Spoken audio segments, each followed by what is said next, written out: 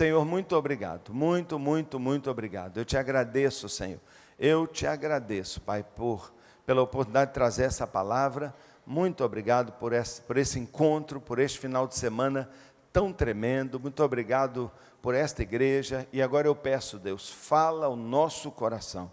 Fala, Senhor. Pai, venha ministrar a nós. Nós temos fome, sim, mas não é de pão. Nós temos sede, sim, não é de água. É de Ti, Senhor. Fome de Ti, sede de Ti. E nós pedimos que o Espírito Santo e que a graça perdoadora, capacitadora, abençoadora do Senhor seja sobre todos nós. Espírito Santo opere, Espírito Santo trabalhe aqui com poder e unção, e eu peço isso, Senhor, em nome de Jesus. Amém. Amém. Eu queria que você, por favor, eu quero começar, para aqueles que talvez não vieram durante todo esse período, fazendo uma recapitulação. E a minha palavra é dessa. Por quê? A minha palavra para você nesta noite, então, é: por que missões é uma tarefa tão urgente? Por que um pastor de igreja que já tem tanto para fazer, se levanta para usar o púlpito e dizer: pessoal, a tarefa de missões é urgente? Por quê? Porque nós acreditamos que podemos usar a música, os artistas, a mídia, a tecnologia, o cinema, o filme, para promover missões. Porque a gente quer que missões deixe de ser um assunto antipático. Por que a gente quer que missões passe a ser um assunto assim que a igreja não goste? Por que nós sonhamos que a igreja se apaixone por missões?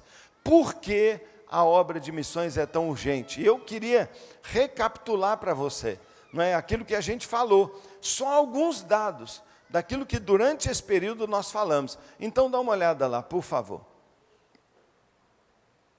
Na Índia, você já ouviu falar da Índia?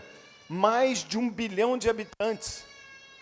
Mais de 1 bilhão de habitantes e menos de 1%. Menos de 1% de cristãos. 1 bilhão, 1% de cristãos. 1/3 do mundo. 1/3 do mundo, 7 bilhões e não sei quantos milhões de habitantes, 7 bilhões, 1/3 do mundo não conhece o Evangelho. Já imaginou? Nunca ouviu falar, mas dos 7 bilhões, nós estimamos que 1 bilhão seja cristão mesmo, mais 1 bilhão é o pessoal que diz que é cristão. Então, de 7 bilhões, 5 bilhões definitivamente não querem saber de Cristo. Você tem uma ideia do que isso significa? Você tem uma ideia do que significa 5 bilhões de pessoas?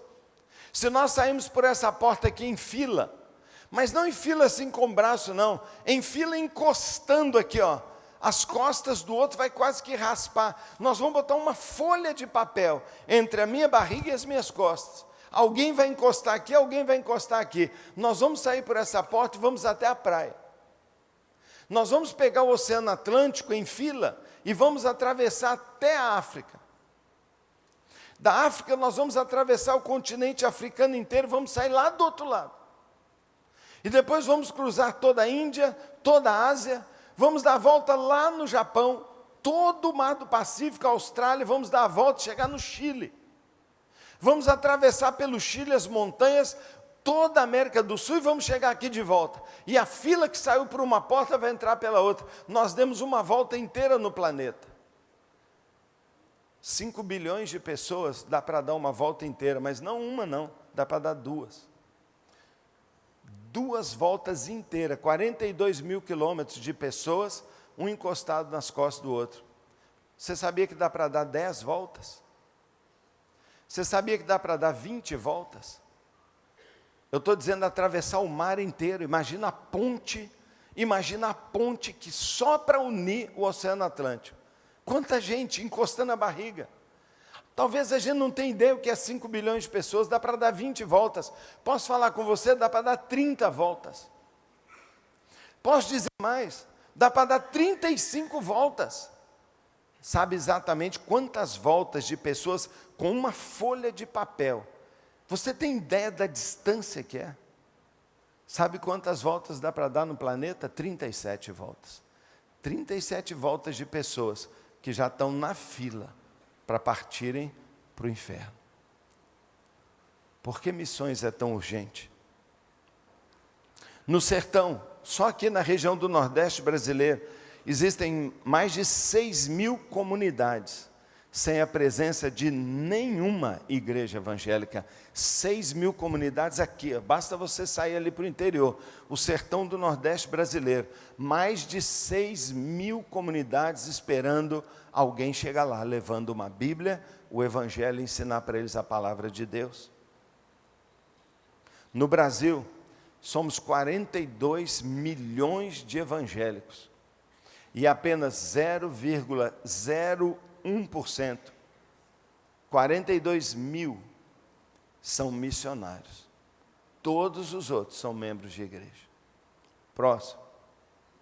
Na Espanha, para você ter uma ideia, país do nosso querido pastor Elton Rogel, existem 8.095 cidades, 7.540 não têm o Evangelho.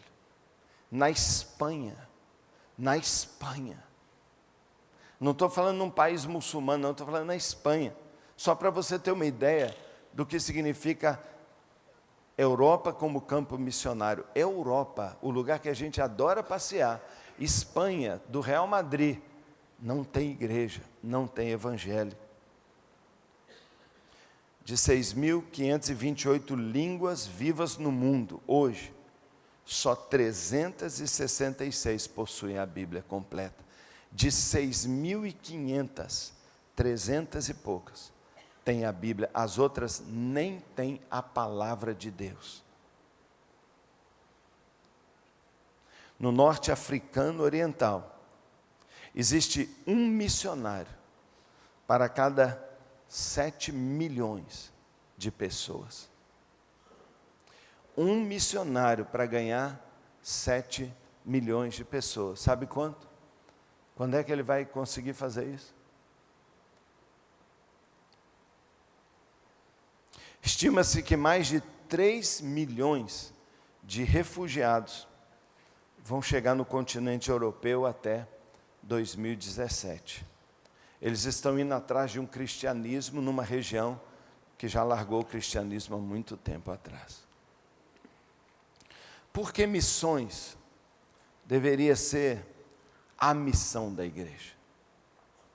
Por que a igreja deve levar a mensagem do Evangelho para os que estão perto aqui, nosso vizinho de porta, mas por que também nós devemos levar para aquele que está lá longe, na Europa, nos refugiados, na Espanha?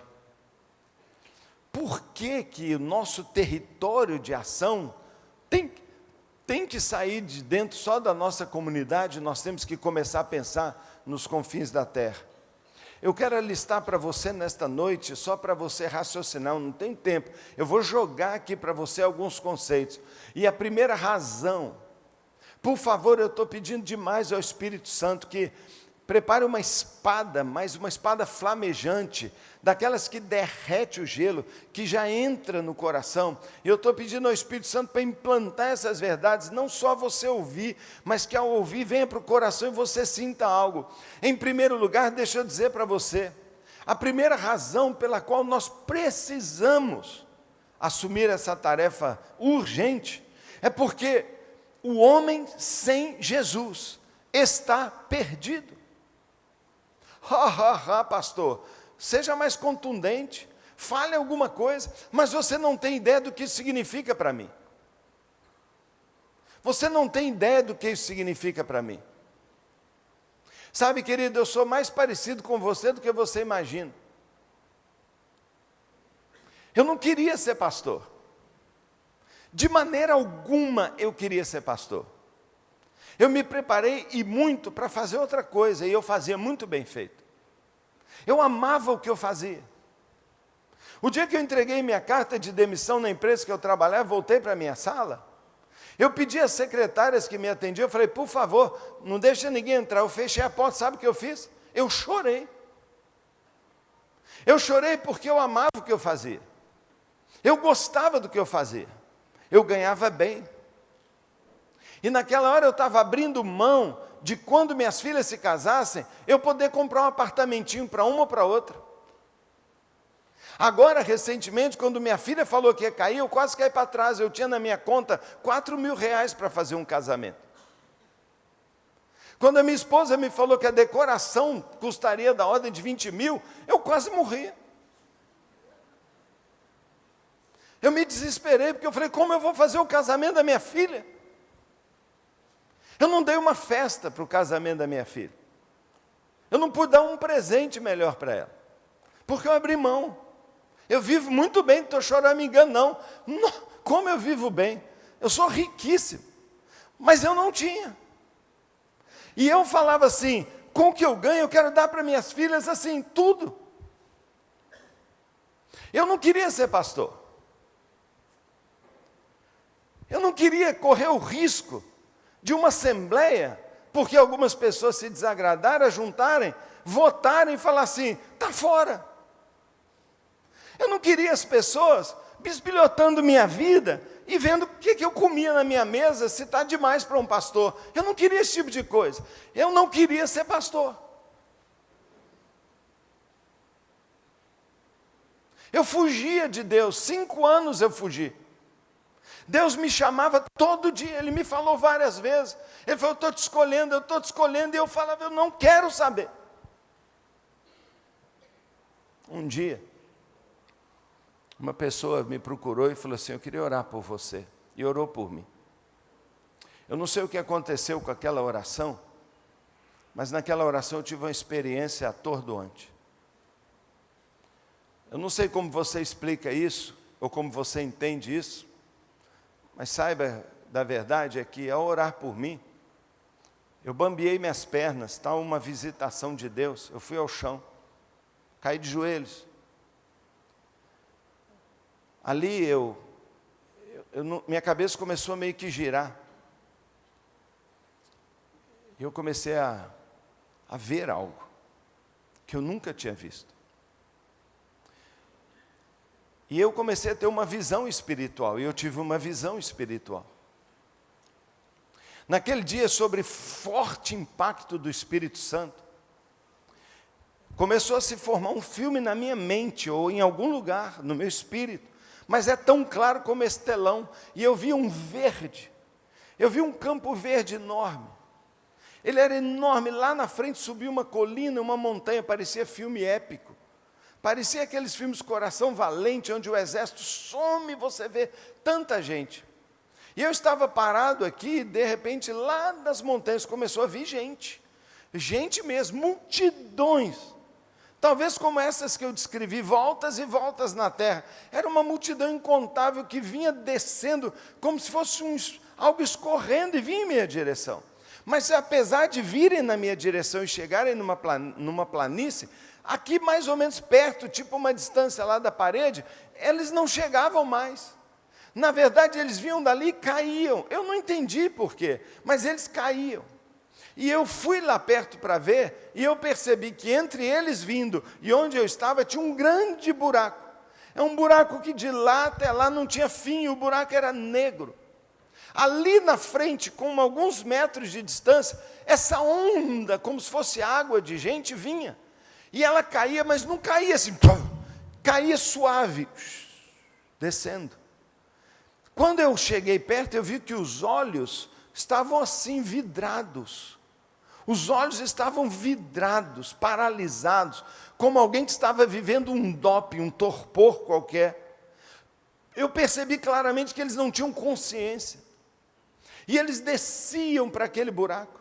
Eu vi um homem de terno azul, com uma gravata amarela. Eu vi uma criança de camisola de flanela. Ela tinha um bonequinho de pelúcia, uma boneca. E todos vinham andando e caíam ali com esta visão e caíam. Quando eu olhei lá embaixo assim, era escuro. Eu sabia que era o inferno. Eu vi o inferno. E ao olhar aquele buraco, uma voz saiu dele. Uma voz muito forte veio para mim. E essa voz me magoou. porque parecia querer me ensinar algo que eu sabia tanto. Eu sou crente há quantos anos, mas a voz que falou daquele buraco foi: o perdido está verdadeiramente perdido. Ora, eu estudei teologia, eu sei disso. Da mesma maneira que quando eu falei com você, em primeiro lugar, missões é uma obra urgente, porque o homem sem Cristo está perdido, você sabe disso. Nós sabemos disso, mas isso não mexe conosco, nunca mexeu comigo. Eu estudei isso de sobra. Eu sei que bilhões estão perdidos, eu sei que eles estão indo para o inferno, mas isso não mexeu, nunca mexeu comigo. Naquele dia foi diferente. Um desespero tomou conta de mim, uma dor invadiu minha alma, um senso de desespero tomou conta do meu coração, e eu olhei aqueles rostos, eu ainda lembro eles hoje. Quando eu me desanimo, quando eu me canso, quando às vezes eu quero parar, eu fecho os olhos, eu vejo aquela cena, e eu vejo multidões, multidões, multidões, descendo para o inferno. E onde eu vou, eu lembro as pessoas, que nesse momento agora, todos os velórios de João Pessoa, tem alguém lá dentro. E os de Belo Horizonte. E os de qualquer cidade que você for, tem um morto lá sendo velado. Belo Horizonte não tem vaga nos velórios. Existem casas especiais, as casas de funeral, porque os velórios não dão conta de tantos mortos. Mães chorando sobre seus filhos, filhos chorando sobre seus pais. Gente que não tem ninguém para chorar por eles. Sabe, querido, a igreja precisa de uma revelação do que significa ser perdido. Em primeiro lugar, nós precisamos de uma revelação se nós mesmos estamos perdidos. Talvez nenhum de nós tenha noção da gravidade, do horror do inferno. Talvez nenhum de nós compreenda. O inferno é algo impensado. No inferno não haverá um pingo de luz. Nunca, jamais luz. No inferno não haverá ninguém. As companhias de cerveja retratam para nós o inferno como um carnaval. Todo mundo está alegre lá embaixo, bebendo Skol. Porque está quente, e eles estão felizão, por quê? Porque no calor dá mais sede. E até parece que lá eles estão se enxergando, mas o inferno é lugar de indivíduos, ninguém está junto de ninguém. Sabe aquele momento em que você tem uma dor, um desespero, e que tudo que você quer é alguém? Falar com alguém, desabafar com alguém, segurar na mão de alguém, abraçar alguém, ouvir alguém, ter alguém do seu lado. Nunca terá ninguém do seu lado. O inferno não é coletividade, é indivíduo. Você não verá ninguém, não enxergará nada, estará sozinho para sempre. O nível de sofrimento e dor diz que as pessoas rangerão os dentes sem parar, de desespero. Mas não são juntas, uma abraçada na outra, porque isso seria bom. O inferno não tem nada de bom, nem o conforto. Com a plena consciência. Porque quando você está num hospital, num CTI, num momento de dor, você fala assim, vai passar. E você tem esperança dizendo, depois vai melhorar. No inferno você sabe, nunca vai melhorar. Agora, pense em você lá. E você diz, não pastor, já sou salvo. Então pensa no seu pai lá. No seu amigo, seu colega de escola, sua amiga. A sua amiga com quem você troca confidências, mas nunca falou de Cristo. O seu namorado que você beija, mas nunca falou de Cristo. O seu cunhado. O seu sócio. O seu colega de esporte. Seu melhor amigo. Se ele apagar, ele está perdido. Sabe, querido, não há salvação sem Jesus. Nenhuma religião pode salvar o homem. Nenhuma religião reconcilia o homem com Deus. O mundo está saturado de religiões, enquanto a humanidade perece. Não é verdade que toda religião é boa. Não é verdade que todos os caminhos levam a Deus. Há caminhos que ao homem parecem direito, mas o fim é morte. A ignorância não é uma porta para a salvação, só existe uma porta. Alguns de nós dizem, mas pastor, eles nem sabem, a ignorância não é porta. Quem é ignorante é perdido ignorante. A Bíblia diz que quem sem lei pecar, ou seja, ignorante, sem lei perecerá. Ignorância não é porta. E a não ser que a igreja, eu e você, anunciemos o Evangelho a todos os povos, não haverá esperança de salvação para eles. Só Cristo é a porta para o céu. Só Ele é o caminho que conduz para Deus. Só Ele é o mediador entre Deus e os homens. Por que a tarefa missionária é tão urgente? Porque o perdido está realmente perdido. Por que a tarefa de missões é tão urgente? Em segundo lugar, porque não há outro evangelho a ser pregado, a não ser o evangelho de Jesus Cristo. Sabe, querido, nós temos feito uma confusão terrível. Nós pensamos que pregar o evangelho ou fazer missões é levar uma cultura, é levar uma religião, é levar doutrina de homens. Muitas vezes nós chegamos numa cidade e as pessoas falam, eu não quero o evangelho. Por quê? Porque não chegou o evangelho lá, chegou uma religião. Quando nós dizemos, o evangelho chegou na China, o que nós estamos dizendo? Nós estamos dizendo que a igreja evangélica chegou na China. E quem disse que o chinês quer a igreja evangélica? Quando nós dizemos que o evangelho chegou na Índia, nós dizemos, a igreja batista, a igreja presbiteriana chegou lá. Quem disse que eles vão curtir a igreja batista? O evangelho não é igreja, o evangelho é Cristo. É Jesus, Jesus é o evangelho. Muitos têm pregado o evangelho, uma mensagem sincrética, mística, um evangelho falso, um evangelho empreendedor. Mas só um evangelho tem que ser pregado, Cristo na cruz. A obra perfeita e consumada na cruz, o evangelho verdadeiro. Por que a mensagem e missões é uma tarefa tão urgente? Terceiro lugar, porque só a igreja está credenciada para pregar o evangelho. Só há uma agência na terra credenciada a pregar o evangelho, a igreja do Senhor Jesus Cristo. Qualquer ser humano desse planeta só conhecerá a Cristo se a igreja falar de Cristo. E se nós nos calarmos, nós seremos tidos como culpados. A igreja é o método de Deus. Nenhuma embaixada humana, por mais nobre que seja, tem competência para anunciar a boa nova da salvação. Nem os anjos podem se incumbir dessa tarefa. Só nós. Só nós. Por que essa tarefa é tão urgente? Porque ela é só nossa, não tem mais ninguém para falar do evangelho. Não vai acontecer por acaso. Ou nós vamos, ou ninguém irá. Por que é tão urgente? Porque o tempo de proclamar o evangelho é agora. Jesus disse, faça a obra enquanto é dia, enquanto tem oportunidade, enquanto as portas estão abertas.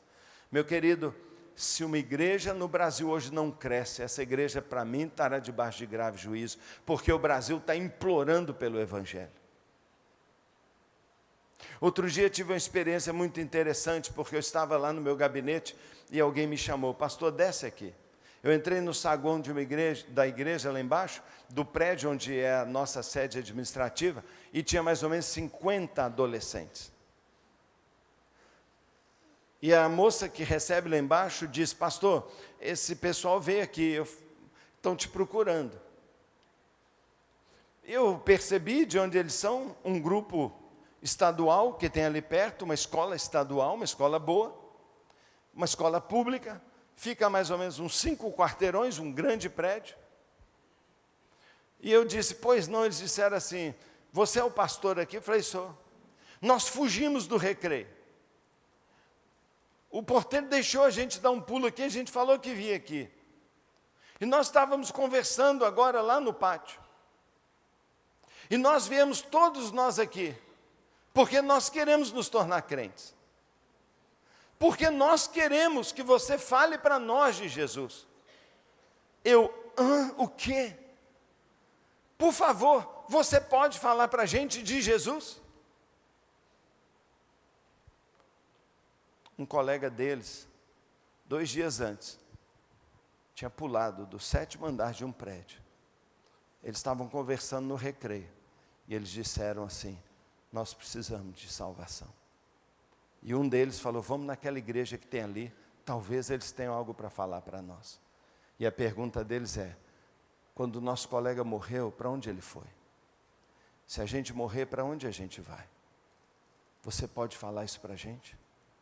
Eu não fui lá falar não, eles vieram. Eles vieram.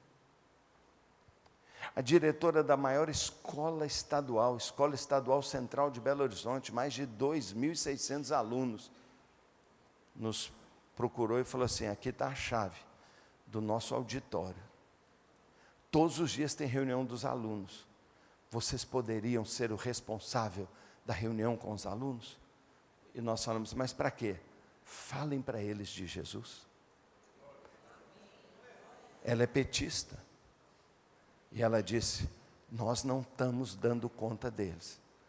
Eles estão tomados pelas drogas, tomados pelo homossexualismo. Você pode falar de Jesus para eles? Sabe o que acontece lá hoje? Nós fazemos todas as reuniões, todos os dias. Meu querido, este é o tempo de pregar o Evangelho. Esta crise que está acontecendo no Brasil talvez te entristeça, porque nós perdemos emprego, perdemos renda, perdemos venda, perdemos tudo. Mas nós estamos ganhando uma coisa, o coração das pessoas. Sabe, nada acontece por acaso, Deus tem um plano. Por favor, tenha esperança, suporte esta aprovação. É para o bem do nosso país. Deus está levando o nosso país a um quebrantamento. Deus está mostrando ao nosso país que não há esperança sem religião, sem Deus, sem Jesus Cristo. Deus está sacudindo a nossa nação. Deus está sacudindo e desestabilizando as pessoas e dizendo, você precisa de mim. Em quinto lugar, a tarefa da evangelização e de missões é uma tarefa urgente, que é uma ordem do imperador, imperativa, intransferível e inadiável. Não dá mais para adiar. Meu querido, o universo inteiro se curva diante da autoridade do Senhor Jesus. Quando o homem endemoniado, com uma legião, 6.000 demônios dentro dele, vem correndo, Jesus só faz assim, ele já ajoelha de uma vez. Quando as ondas se levantam, quando o vento sopra e quer virar o barco, Jesus levanta e diz assim, quieta. E os seus discípulos assustam e dizem, até o mar lhe obedece e o vento lhe obedece. Os demônios, os astros, a natureza obedece e a igreja não obedece. Todos obedecem Jesus, menos nós. Porque Ele nos dá ordem e nós dizemos, não, eu não quero. Agora não, eu não posso. Há uma ordem. Nós ousaríamos desobedecer a ordem de Jesus? Se até demônios obedecem, nós vamos ser os únicos a fazer pouco caso dela? Nós não temos escolhas, meus irmãos. Esta obra é nossa, porque não foi dada escolha para nós. Fazer missão não é uma opção da igreja. Não é uma questão de que eu goste, eu não gosto. Eu não gosto de dar meu melhor recurso, eu não gosto de ver meus melhores líderes irem embora, mas é a ordem e eu obedeço com respeito e alegria. É uma responsabilidade da qual eu não posso me alienar. Mas há uma razão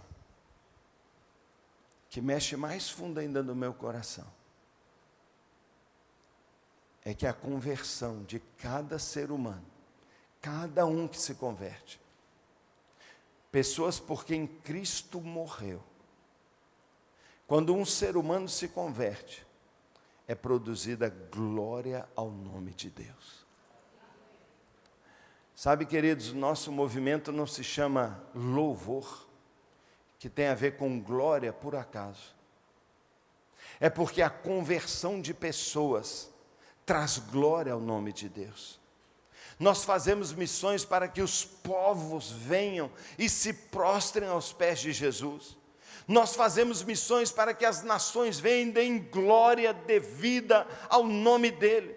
Nós fazemos missões porque a glória de Deus é a nossa motivação mais elevada, para que os seres humanos criados por Ele o reconheçam como Deus, se curvem e o adorem. Se eu existo para a glória de Deus, nada que eu faça, nem o melhor música, nem a maior poesia, a maior obra de arte, dá mais glória a Deus do que ganhar uma pessoa que era um blasfemador e agora reconhece e teme ao Senhor, canta, adora e glorifica o seu nome. Nada dá mais glória a Deus do que a conversão dos seres humanos. E nós fazemos para a glória de Deus. E a Bíblia diz e termina, a história da humanidade, ela acaba com milhares e milhares e milhões de milhões, ou seja, bilhões de pessoas, diante do trono, gente de todos os povos, tribos, línguas e nações, declarando que toda honra, toda glória, poder e majestade pertence àquele que se assenta no trono. Essa cena, nós é que vamos produzi-la. Essa cena, nós vamos produzi-la. Essa cena, nós vamos produzi-la. Fecha a sua empresa, rapaz. Vende, dá para os seus filhos. Vai ser missionário. Vai ser missionário. Eu conheço um homem. Seu nome é James Taylor, inglês, dono de um banco. Vendeu seu banco que herdou do pai e que desenvolveu muito na mão dele por 800 milhões de libras esterlinas. Deu 50 milhões de libras para os seus filhos. São ricos. 4 filhos. Tá bom, né? 15 milhões de libras para cada um. Tá bom? Mais ou menos aí uns 90 milhões de reais para cada um, tá bom? Tá bom, deu para os filhos, não queria ser injusto, pegou 750 milhões de libras e doou, abriu uma fundação para socorrer doentes, e ele e a esposa dele foram embora, foram para Hong Kong, trabalhar com os pobres de rua, com a Jack Pulland, e hoje eles estão lá, terminando a vida deles, sem nada, sendo missionários.